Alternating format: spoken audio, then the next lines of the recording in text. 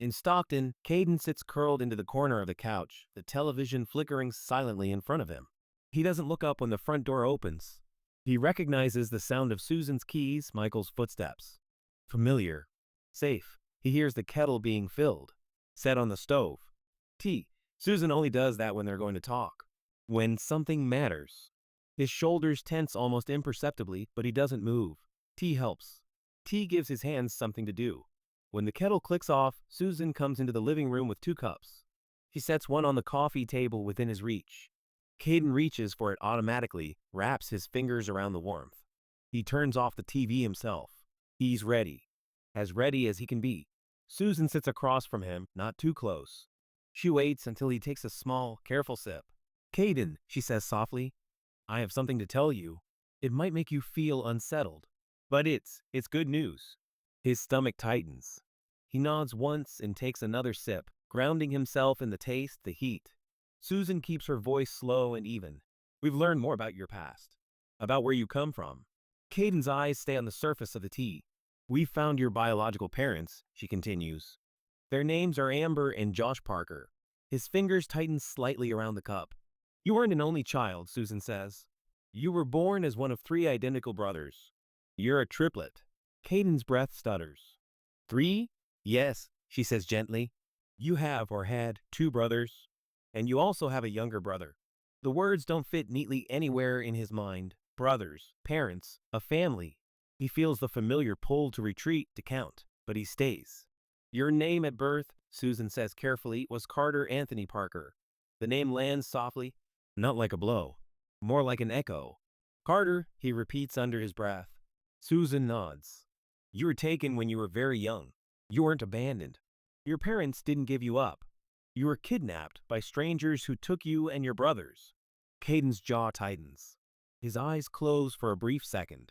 One of your brothers, Susan continues, was found a few years ago. His name is Connor. He's alive. He's safe. He's with your parents. Caden swallows hard. Your other brother, she says, her voice dropping just slightly, Cooper, is still missing. The room is very quiet now. Caden doesn't cry. He doesn't speak. He just sits there, tea cooling in his hands, heart pounding too loudly in his ears. Susan doesn't push. She doesn't fill the silence. She stays exactly where she is. You don't have to react, she says softly after a while. You don't have to decide anything. You don't have to meet anyone or do anything right now. Caden finally looks up at her. His eyes are wide, guarded, overwhelmed. They look for me? He asks quietly. Susan nods, tears shining but not falling. They never stopped. Caden looks back down at his tea. His hands are shaking now, just a little. Carter Parker, brothers, parents. Somewhere deep inside him, something stirs, not hope, not fear, but a fragile, unfamiliar thing that feels like possibility. Caden sits very still. He takes another small sip of tea, then carefully places the cup back on the table, lining it up just right. I'm going to play, he says cautiously. Susan nods immediately. Okay. He doesn't wait for more. He stands and disappears down the hallway, the door to his room closing softly behind him. Susan stays where she is. She listens. There is no familiar click of a keyboard. No startup sound. No muted voices from a headset. He isn't playing. In his room, Cade sits on the edge of his bed, elbows on his knees. His hands are clasped together so tightly his fingers ache. He counts without meaning to, then stops. Starts again. Amber, Josh, Carter, Connor, Cooper, Triplet. The words won't line up. They keep slipping past each other, refusing to settle into anything solid. He tries to imagine faces. Try not to imagine them. He feels too much and nothing at all. He always believed his mother left him, abandoned him. He blamed her for the years filled with abuse. He had hated her for leaving him. Now he has a new story. He was never abandoned. 10 minutes pass. Then he stands and walks back out. Susan looks up at once. She doesn't speak. She waits. Caden stays near the doorway, not fully entering the room. Do you? His voice is quiet, careful. Do you have a picture of them? Susan's breath catches, but she keeps her movement slow. Yes, she says. She takes out her phone and unlocks it, then turns the screen toward him without stepping closer. First, a photo of 2 adults standing side by side. A woman with warm eyes and a familiar smile. A man with the same jawline Caden sees in the mirror, the same intensity in his gaze. That's Amber and Josh, Susan says softly. That's your parents. Caden studies the image in silence. He doesn't comment. His face gives nothing away. Then Susan swipes once more. The next picture shows three small boys sitting close together on the grass, sunlight catching in their blonde hair. Three identical faces. Three identical smiles. One of them is him. He knows it instantly without needing to be told. Caden's breath falters. That's you, Susan says quietly. With Connor and Cooper. It was taken shortly before the kidnapping. Cade stares at the screen for a long time. I look happy, he says finally. Susan nods, tears slipping down her cheeks now. You are happy, Susan continues. All three of you. You are a really happy family. Caden doesn't wipe his eyes. He doesn't reach for the phone. He just stands there looking at a version of himself that feels impossibly distant and achingly close at the same time. Carter Parker. Susan takes a careful breath. Michael and I met Amber and Josh earlier today, she says softly. Caden doesn't react right away. He keeps his eyes on the phone, then lets them drift to the floor. Caden shrugs, a small, almost dismissive movement, like the words can't quite reach him. They love you, Susan says. They miss you. And they've been looking for you ever since you were taken. Caden's mouth tightens. He looks up at her now, guarded. They don't know me, he says quietly. Susan nods. They know who you were, and they want to know who you are now. He hesitates, then asks the question he's been holding back, the one sitting heavy behind his ribs. Do they know? Susan understands immediately what he means. Her chest tightens. About the Hudsons? She asks gently. Caden nods once. Susan doesn't look away. They know, she says firmly. They know what happened to you. All of it. Caden swallows hard. His shoulders rise and fall with a slow breath. And they still. He trails off, unable to finish. Yes, Susan says, her voice steady despite the tears in her eyes. They still love you. Nothing you went through changes that. Nothing. Caden looks back at the photo of the three boys for a final moment, then hands the phone back carefully as if it's fragile. He nods once. Not acceptance. Not disbelief. Something quieter. Something still trying to understand how love could exist without conditions and without knowing him at all. Caden hesitates, then looks up again. Does Connor know? He asks quietly. Susan shakes her head. No, he doesn't know yet. Caden nods once, absorbing that.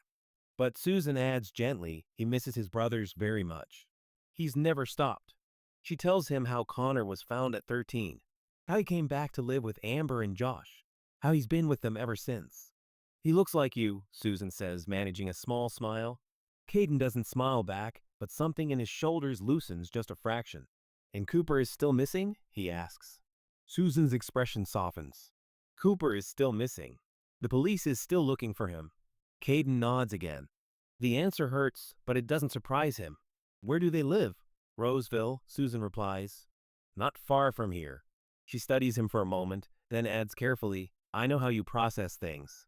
Seeing them, hearing them. It helps you think. Caden glances toward the hallway. Connor has a YouTube channel, Susan says. If you want to look. I think you're going to search anyway. She writes the channel name down and slides the paper toward him. Caden takes it, folds it once, and stands. Okay, he says. He retreats to his room and closes the door softly behind him. The computer hums to life. The familiar glow fills the space. Caden types the name into YouTube and clicks. Connor's face appears on the screen. Older than the boy in the photo. Familiar in a way that makes Caden's chest ache. He watches one video. Then another video. Connor laughing with Ethan. Connor talking about school. Connor speaking directly into the camera about being found, about missing his brothers, about hope. Caden sits very still. He doesn't flinch. He doesn't look away. He watches everything. He even follows Connor with his own YouTube channel, although it's completely anonymous. In the days that follow, Caden can't settle. His body keeps moving through the same routines, school, home, his room, but his mind won't stay still. Thoughts circle endlessly, trying to connect pieces that don't quite fit yet. He watches Connor's videos again and again. He likes him more than he expected to. Connor is open in a way Caden has never learned to be. He laughs easily. He talks about hard things without shutting down. Watching him feels strange, like looking at a version of himself that grew up in sunlight instead of shadows. He wishes he could be more like Connor. He watches the videos with Ethan too. The way Connor includes him, protects him, teases him like a real brother. Cade finds himself liking Ethan almost immediately, his energy, his honesty, the way he seems unafraid to take up space. One night, he watches the interview Connor did with their parents. Amber and Josh sit close together, answering questions with quiet seriousness. They don't hide the pain. They don't dramatize it either. They talk about guilt, about hope, about loving children who might never come home. Caden doesn't stop the video once. He likes them. That surprises him most of all. And that's what scares him, because liking them means risking disappointment. It means imagining a place for himself and a family, and that feels dangerous. He can't picture them liking him. Connor is warm, expressive, easy to love. Caden is quiet, closed, broken in ways that don't show on camera. He wonders if they would look at him and see only what happened to him instead of who he is. If they would flinch at his silence, his distance, his refusal to be touched. At night, he lies awake staring at the ceiling, counting without meaning to. He wants something he doesn't know how to ask for, and he's terrified that if he reaches for it, it won't want him back. One afternoon, Caden steps into the living room where Michael and Susan are sitting. He lingers near the doorway, hands shoved deep into the pockets of his hoodie, shoulders drawn in as if he might still retreat. I think, his voice falters, then steadies just enough. I think I want to meet them. The words hang in the air, fragile and enormous all at once. Michael doesn't speak right away. Neither does Susan. They both know this isn't curiosity, it's courage. And it could change everything. Susan sets her book aside and turns toward him, keeping her movements slow open. Okay, she says gently, if that's what you want. She holds his gaze, making sure he hears the rest. But it will be completely on your terms. Every part of it. Caden swallows. You decide when, Susan continues. Where, how long, who's there. If you want us with you or not. Michael nods in agreement. And if at any point you want to stop, we stop. No explanations needed. Caden lets out a slow breath he didn't realize he'd been holding. They won't touch me? He asks quietly. Susan shakes her head immediately. Not unless you ask them to. Caden nods once. His eyes flick down, then back up. He adds, I don't want cameras. There won't be any, Michael says firmly. Silence settles, softer now. We'll take this one step at a time, Susan says. And whatever you decide tomorrow or the day after or next week, that's okay too. Caden shifts his weight, the tension in his shoulders easing just a little. Okay, he says again. It's the same word, but this time it carries the weight of a door beginning to open. Caden hesitates, then lifts his eyes just enough to meet Susan's. Maybe we could meet here, he says, uncertainty threading through his voice. On Saturday, just tea. Susan's face softens immediately. That sounds like a very good idea, she says. She doesn't crowd him with enthusiasm. She simply nods, as if this were the most natural next step in the world. Saturday, she repeats, at your pace. Caden gives a small nod, then retreats back toward his room, decision made, energy spent. Susan waits until his door is closed before she reaches for her phone. Her hands tremble just a little as she scrolls to Amber's name. Amber answers on the first ring. Susan? Hi, Amber, Susan says gently. I wanted to call you as soon as I could. There's a sharp intake of breath on the other end. He's okay, Susan reassures her quickly. And he wants to meet you. Silence. Then a sound, half sob, half breath. He suggested tea, Susan continues softly. Here at our house. This Saturday, 2 o'clock, if that works for you and Josh. Amber can barely speak. Yes, she manages. Yes, of course. Whatever he wants. We'll be there. There are a few things, Susan adds carefully. No physical contact unless he initiates it. No pressure, no expectation. He may need breaks. We understand, Amber says immediately. Completely. Thank you. Thank you for taking such good care of him. Susan closes her eyes for a moment. He's very brave, she says. When the call ends, Susan sits quietly, phone still in her hand. Saturday, tea at 2, and a family holding its breath, preparing to meet a son who has already shown them exactly how strong he is. In the yellow house in Roseville, Amber sits at the kitchen table with her phone pressed to her chest. Tears blur her vision, spilling freely now that she's alone with the news. For a moment she just breathes, one hand flat against the wood, grounding herself. Then she dials Josh. He answers immediately. Hey, what's wrong? Nothing, she says, laughing softly through tears. Everything. Josh, he wants to meet us. There's a pause on the line. Carter? Yes, Amber whispers. Susan just called. He invited us. For tea. Saturday. 2 o'clock. Josh doesn't speak for a second. Amber can hear his breath hitch. Tea, he repeats, like the word needs time to land. At their house, Amber continues. On his terms. No touching unless he asks. No pressure. Of course, Josh says at once. Whatever he needs. We'll do it exactly the way he wants. Amber wipes her cheeks with the back of her hand. I'm so proud of him, she says. I haven't even met him yet, and I'm already so proud. Josh exhales shackily. Saturday, he says again. Okay, we can do Saturday. They sit in silence for a moment, connected by the hum of the call and the weight of what's coming. Amber, Josh says softly, he asked to meet us. She nods. Even though he can't see it. He did. She looks around the kitchen, the familiar light, the quiet, the life they rebuilt, and lets herself believe, just a little, that on Saturday a door will open. Not all the way, but enough. When Ethan comes home from school, he barely stays long enough to say hello. He grabs a quick snack, chatting about something that happened during recess, then is out the door again, across the street to Trent's house, where Trent's little brother, Hayden, is waiting. The house grows quiet. An hour later, the front door opens again. Connor steps inside, backpack slung over one shoulder. He takes one look at Amber's face and stops. What's wrong? He asks immediately. Come sit with me, Amber says softly. He sets his bag down and joins her at the dining table, worry etched clearly across his features. She reaches for his hand, then thinks better of it and rests her palm on the table instead. Connor, she begins gently, we've found Carter. The words hit him like a physical force. He goes very still. You mean, yes, Amber says. Your brother. He is called Caden now. Connor's eyes fill instantly. Relief flashes there, quick, bright, then confusion, then something heavier. Amber continues carefully, choosing each word. Carter hasn't had a safe or easy life. He's been hurt by adults. He's learned to protect himself by pulling away.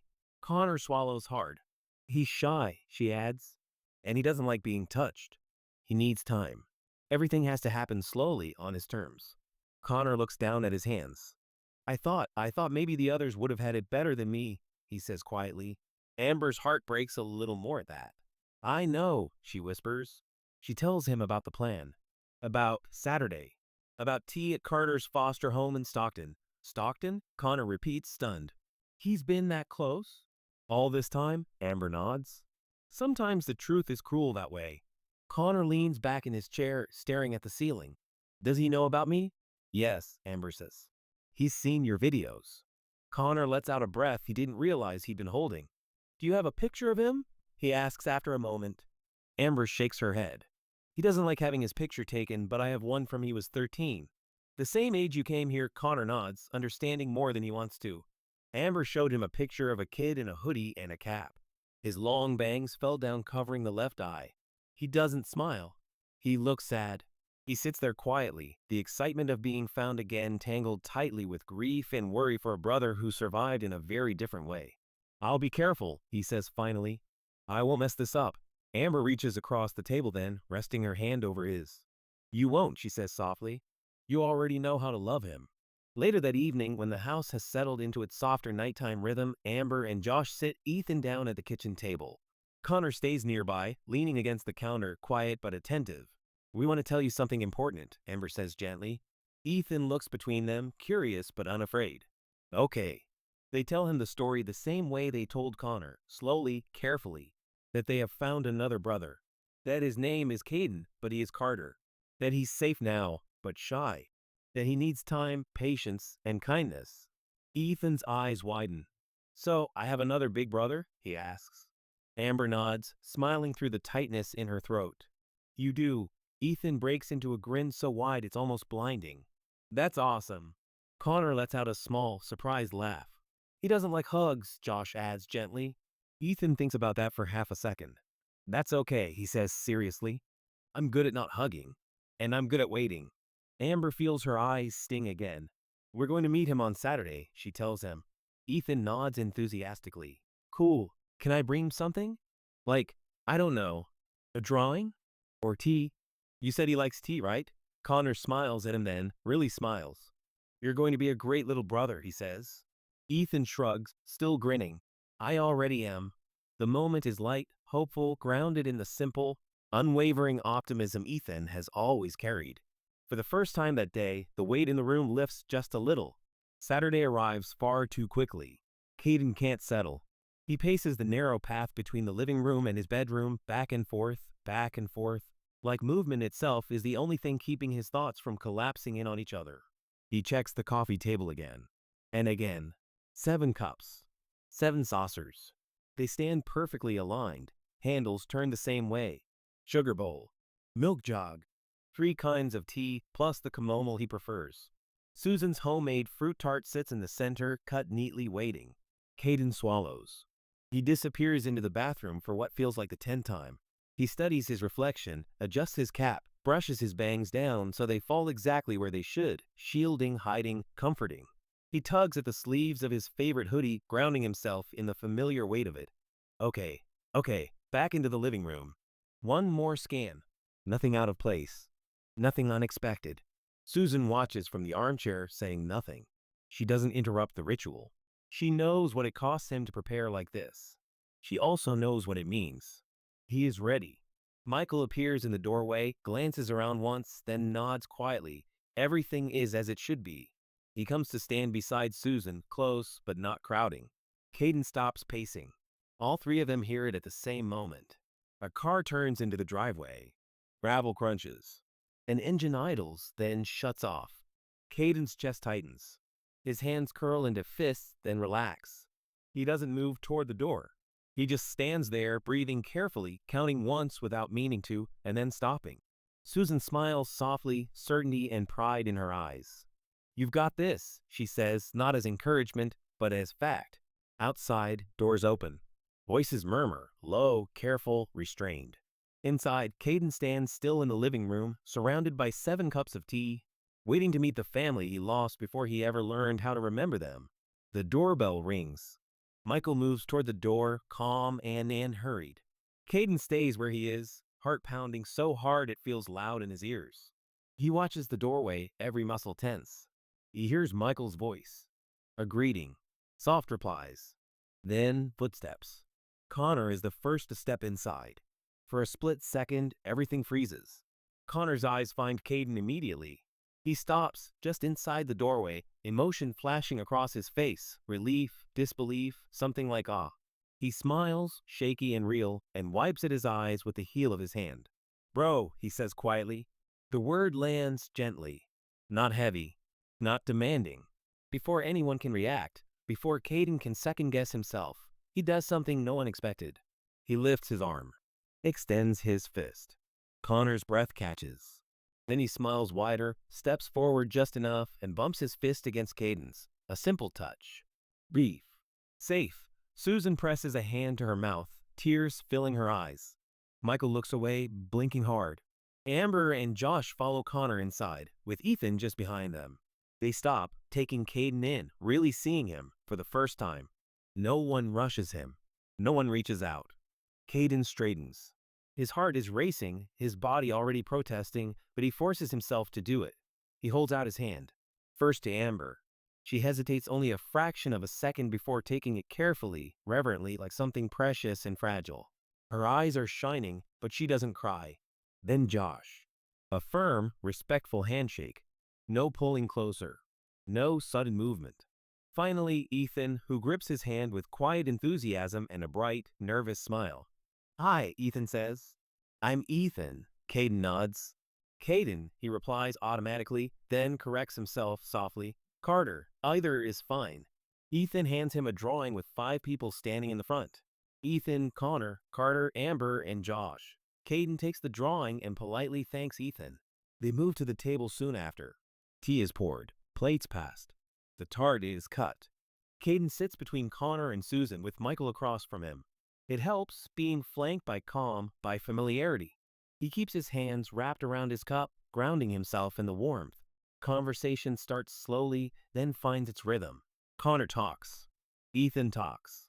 Caden listens. They talk about school, about teachers, about homework they hate, about games. What do you play? Ethan asks, leaning forward eagerly. Mostly PC, Caden says. His voice is quiet but steady. League of Legends. Connor's head snaps toward him. No way. Caden nods. Yeah. What rank? Connor asks, grinning now. Caden hesitates, then answers. Diamond. Ethan's eyes widen. That's really good, Connor laughs softly. That's really good. For the first time since the doorbell rang, something inside Caden loosens. They talk builds, champions, matches that went terribly wrong. Caden even allows himself a small smile when Connor starts complaining about lag and the struggles getting out of silver. Around them, Amber and Josh listen, quiet, grateful witnesses to something fragile and extraordinary taking shape.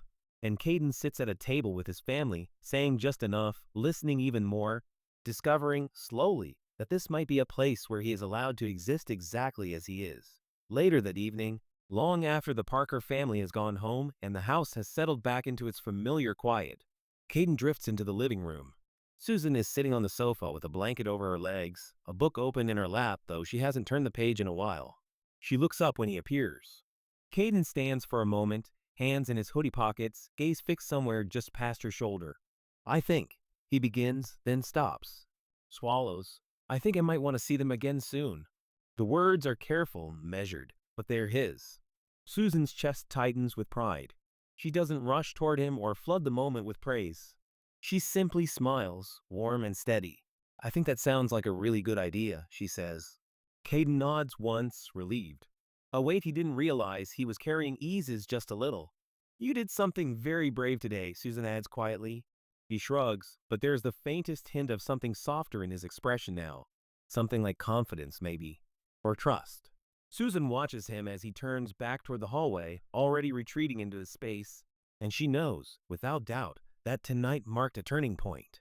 Not a miracle, not a happy ending, but a beginning chosen by him. In the weeks that follow, Caden gets to know his parents and his brothers slowly, the only way he can. Nothing is rushed. Nothing is forced. Connor comes to visit him several weekends, sometimes just the two of them, sometimes Ethan is with him, no adults, no pressure.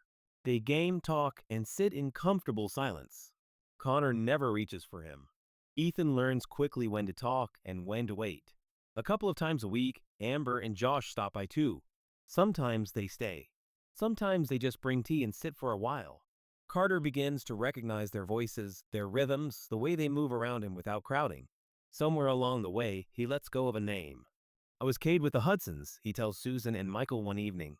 His voice is calm, certain. I was Caden with you. I like being Caden Reynolds. Now I'm someone else. Now I'm Carter.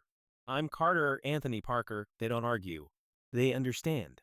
Then the day comes when Carter says he's ready to go to Roseville and visit the Parkers. It's February by then. The air is warm, spring just beginning to show itself.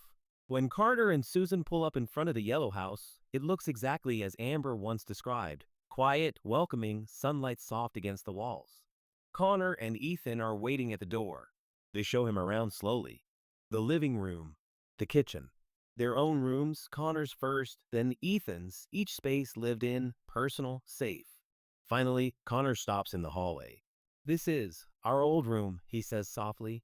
He opens the door with care. The room is almost untouched. 3 small beds. Shelves of toys frozen in time. Curtains that have filtered sunlight the same way for years. Carter steps inside, and something shifts. The memories come suddenly, breaking through walls that have been held for more than a decade.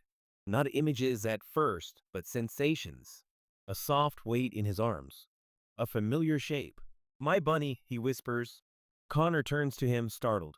Cookie, Carter says, the name rising effortlessly. I called him Cookie. The room sharpens around him. He remembers the space. The sounds of the house. The presence of 2 boys beside him, laughter, movement, shared breath. Himself. For the first time, Carter doesn't have to imagine who he was. He remembers. He remembers something. Carter is quiet on the drive home, but it's a different kind of quiet than before. His shoulders are relaxed. He watches the road pass by, sunlight flickering across the dashboard, and for the first time in a long while, his thoughts don't feel tangled. He feels good, not overwhelmed, not raw. Just steady. Seeing the yellow house hadn't scared him the way he feared it might. The memories had come, yes, but they hadn't swallowed him. They had anchored him, given him proof that his life hadn't begun in pain, only been interrupted by it. That night, he tells Susan simply, "I think I'm almost ready." She doesn't ask for what. She knows. They take their time after that. Weeks, not days. Plans are made carefully with space for doubt and second thoughts. Carter visits Roseville more often, stays longer each time. He learns the rhythms of the house, the sounds it makes at night, the way Amber hums when she cooks, the way Josh always checks the doors before bed. He has a few sleepovers, spending the night in Connor's room. When their birthday came a week after, Connor and Carter celebrated their 16th birthday together for the first time. Not with a big party, not with cameras or headlines. Just at home in the yellow house. Amber had set the dining table simply and warmly for 7 people: Amber, Josh, Connor, Carter, Ethan, Michael, and Susan. 2 cakes instead of 1, because there were 2 of them, and because she was still learning that she was allowed to celebrate them both. The candles stood side by side, 16 and 16. Josh had taken out old photographs and spread them across the table, not to force memories, but to show them that they had always had a place.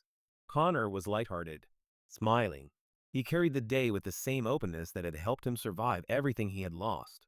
He joked about being officially closer to adulthood than childhood now, and Ethan laughed loudly. Carter was quieter, but he was there. He sat at the table, hands wrapped around his mug of tea, letting the atmosphere wash over him. Being the center of attention still felt unfamiliar. Being celebrated even more so. But this time, it didn't hurt. When it was time for cake, Amber lit the candles. The flames flickered softly. "Do you want to make a wish?" she asked gently. Connor closed his eyes without hesitation. Carter paused for a moment, then closed his eyes too. They blew out the candles together. No one asked what they wished for. Later that evening, Connor and Carter sat alone in Connor's room. Music played quietly. Connor sat on the bed, Carter in the chair by the desk.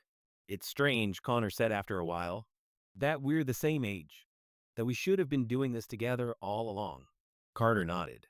"Sometimes I think about who I would have been if I'd stayed." Connor looked at him. "The person you are now," he said softly, "just without the pain."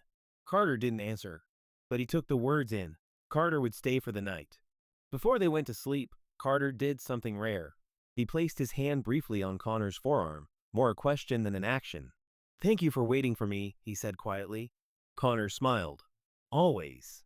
One was still missing. But that night, on their 16th birthday, it felt like something had finally settled into place. 2 brothers. The same age. Finally, together. And then, in March, it happens. Carter moves home. The house is suddenly full in a way it hasn't been since before the kidnapping. Space is tight, there's no denying that, but no one complains. The home office is cleared out, papers boxed up, shelves emptied.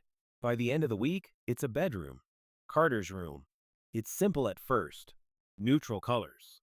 Soft lighting. Nothing overwhelming. Carter chooses where everything goes. The bed against the wall.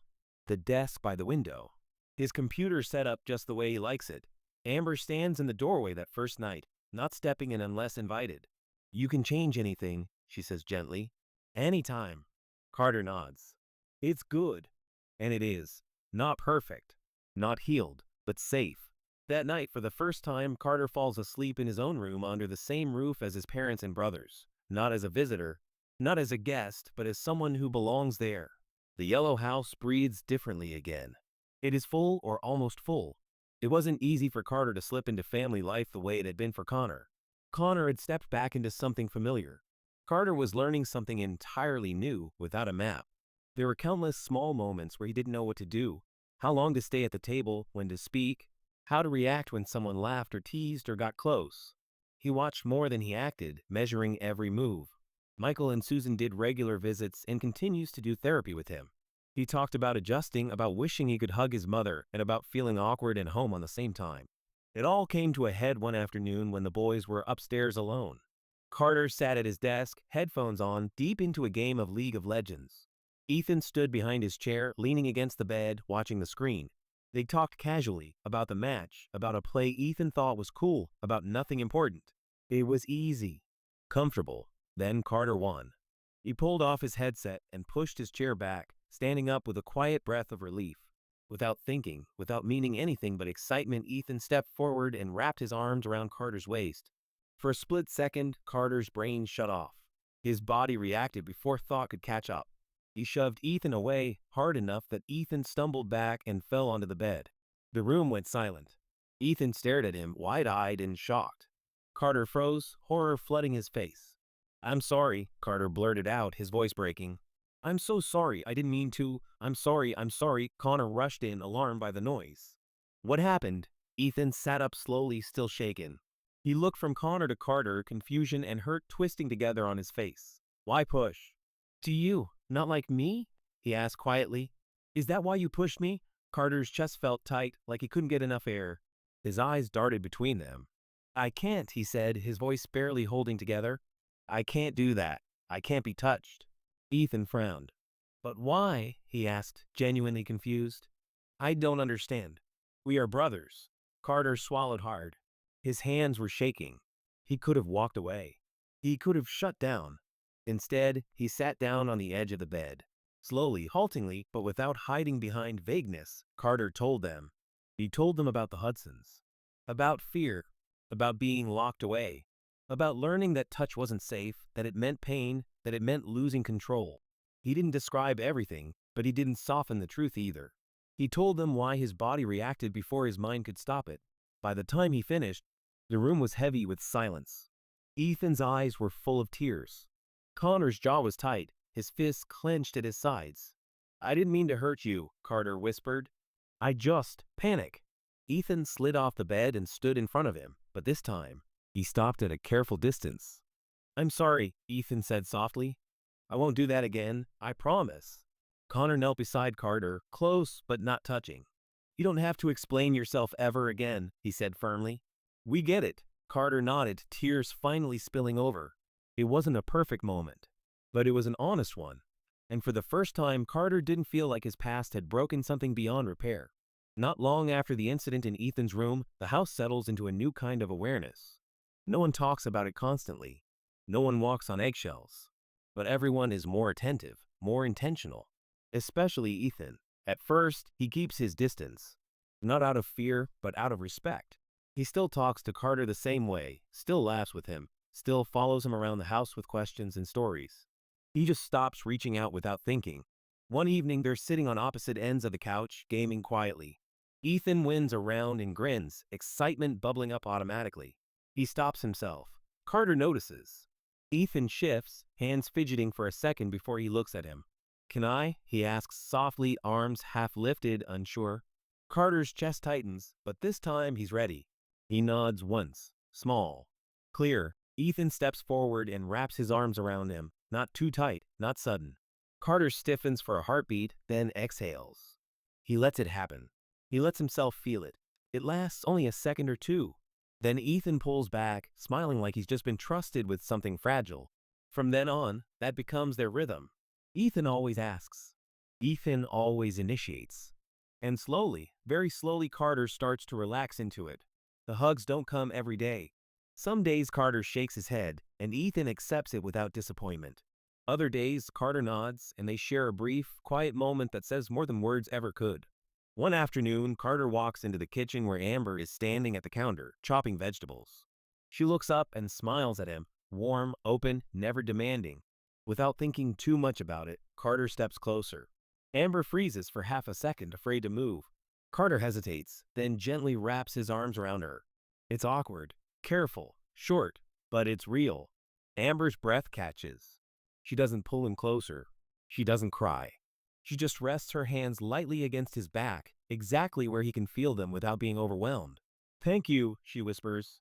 Carter nods against her shoulder, then steps back as if nothing extraordinary just happened. But it did. Because healing doesn't arrive all at once. Sometimes it arrives as a question asked first. Sometimes as permission given. Sometimes as a hug that only happens because someone learned to wait. And in the Yellow House, that is more than enough. As the weeks pass, Carter slowly slips back into a rhythm that feels manageable. School, home, games. The structure steadies him. Mornings are predictable, afternoons quiet. He spends hours at his computer again, fingers moving with familiar precision, League of Legends filling the space where his thoughts might otherwise spiral. He makes a Zoom meeting with Michael and Susan almost each day. They would talk with him, help him, and guide him. Around the family, he begins to relax. Not dramatically, just small things, staying a little longer in the living room, answering questions with more than one word, no longer flinching when someone enters a room unexpectedly. He still keeps his distance, but the distance no longer feels like a wall, more like a boundary everyone respects. He makes a few friends, too. Trent turns out to be an easy fit. He plays League of Legends as well, and that's enough. They game together, sit side by side without talking too much, understanding each other in that quiet way Carter prefers. They don't dig. They don't ask. They're just there. At school, Carter finds people like himself, students who gravitate toward the library during breaks, who speak softly, who are content to sit with a book or a laptop and exist without drawing attention. It's not a large circle, but it's safe. Changing schools have been hard. The new hallways, the unfamiliar faces, the constant awareness of being the new kid. But Connor had helped, walking him to classes at first, sitting nearby at lunch until Carter found his footing. Never hovering, just present. Then one afternoon, on a quiet impulse, Carter and Connor make a decision. "We should do it," Connor says, half grinning. Same haircut. Surprise them. Carter hesitates, then nods. At the barber, Carter sits rigid at first, hands clenched in his lap as the scissors come close to his face. When it's done, he barely recognizes himself. His bangs are gone. His face is fully visible, open, unhidden. For the first time in 6 years, he isn't hiding behind his hair. When they get home, the reaction is immediate. Amber gasps softly. Ethan stares, wide-eyed. Josh just smiles, something deep and proud in his expression. Carter catches his reflection later that evening. He doesn't look like the boy he was with the Hudsons. He looks like himself. And that feels like progress. In May, the story breaks anyway. Despite every effort to keep it quiet, reporters connect the dots. A sealed case reopened. Movement at the Roseville station. A name whispered once too often. By the end of the week, the headlines are unavoidable. Another Parker triplet found. Holloway stands at the podium again, flanked by Amber and Josh. It feels familiar and heavier this time. They keep the statement short. Controlled. Protective. Carter Parker has been found. He was living with a foster family in California. He is safe. He is with his family now. They offer no details beyond that. No timelines. No explanations. No questions about where he had been or what he had endured. Amber's voice is steady when she asks for privacy. Josh's hand never leaves her back. "This is about healing," Josh says. Not headlines. Over the summer, the attention slowly fades. And when it does, Connor turns back to the place where the story began, his YouTube channel. The video is simple. No dramatic music. No flashy editing. Just Connor sitting in his room, the camera steady, his tone calm. "I want to introduce you to my brother," he says. "This is Carter." Carter sits beside him, shoulders tense, hands folded in his lap. He almost backed out twice. Maybe 3 times. But he's here. Connor explains briefly how Carter was found, how long it took, how careful everything had to be. He doesn't share details Carter didn't approve. He keeps his eyes on the camera, but every now and then, he glances sideways, checking in. When it's time for questions, Connor reads a few aloud. "What games do you play?" Carter answers that one. Quietly. Mostly League of Legends. "What's it like having brothers again?" He thinks longer before answering. "It's weird, but good. I'm still learning." "Are you okay being on video?" Carter nods once. "Yeah, for now." That's enough. Connor thanks everyone for their support, reminds them to be respectful, and ends the video. When it's over, Carter exhales slowly, like he's been holding his breath the entire time. "You did great," Connor says. Carter shrugs, but there's the faintest hint of a smile. He isn't ready to be seen by the world, but he's no longer invisible either. And that, for now, is enough. In Roseville, the family is finally beginning to take shape. Nothing is effortless. Everything is new, even the familiar things. Meals are louder. Silences mean something different now. Space has to be negotiated, feelings checked, boundaries respected. But day by day, it gets easier. Amber learns when to step forward and when to step back. Josh learns how to be present without trying to fix everything. Connor learns to be a brother in 2 directions at once. Ethan learns patience, empathy, and when jokes are welcome. Carter learns, slowly, that this home is not conditional. The yellow house holds them all. It isn't the family they were before. It's the family they are now. And yet, something is still missing. They all feel it in different ways. In quiet moments. In the empty chair that no one sits in. In the third bed that still stands in the triplets' room. One piece of the puzzle is still gone. One brother remains unaccounted for. Somewhere out there, Cooper Parker is living a life none of them knows, under another name, in another place, carrying a story still untold. Hope has brought two sons home. Now it waits, steady, stubborn, unbroken for the last son. For the last triplet. For Cooper.